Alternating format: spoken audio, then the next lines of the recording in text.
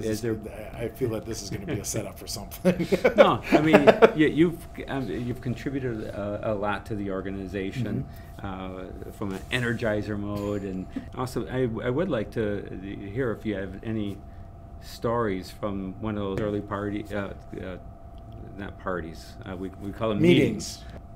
Company meetings.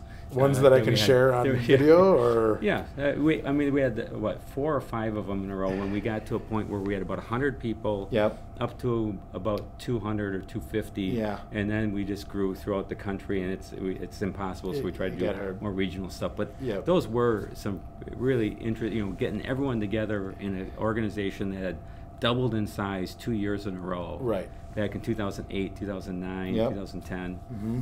One comes to mind. Because you were running a lot of events and activities. Right. So as the company cheerleader, so I had come up with this idea of an icebreaker, and it was a bingo card. Okay. And I had everyone submit an interesting fact.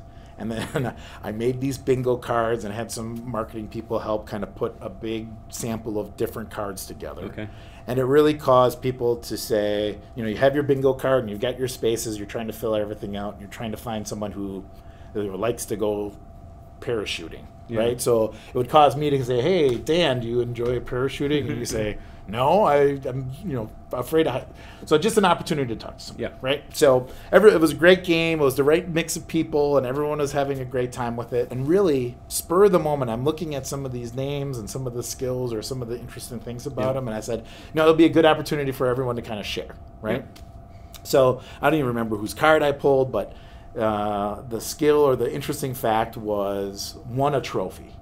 It's like, okay, well, there's lots of sporting trophies and everything else, but the person who signed their name was an engineer that had been historically very quiet, kept to himself, brilliant, super smart, but just focused on work and really did not go outside of the lanes, right? So I call him up to stage, and we're having a little bit of fun, and I was Kirk. So Kirk, I said, tell me about this trophy. I said, I think of you as a engineer, and you're brilliant. I said, I'm really interested in how you won this trophy. And he's like, well, in 7th grade, I won a high school geometry contest, and that was my trophy. I said, did it have a protractor on it? He's like, literally grabbed the microphone. He's like, yes, it had a protractor on it, and it's still in my room, or something to that effect. And literally, there was 150 people in the audience, and they were all, falling over laughing, because it was Kirk's moment to kind of come out of his shell and get everybody kind of know who he was, and it couldn't have been more perfect than to have the engineer winning a geometry contest. So, that's the one that comes to mind.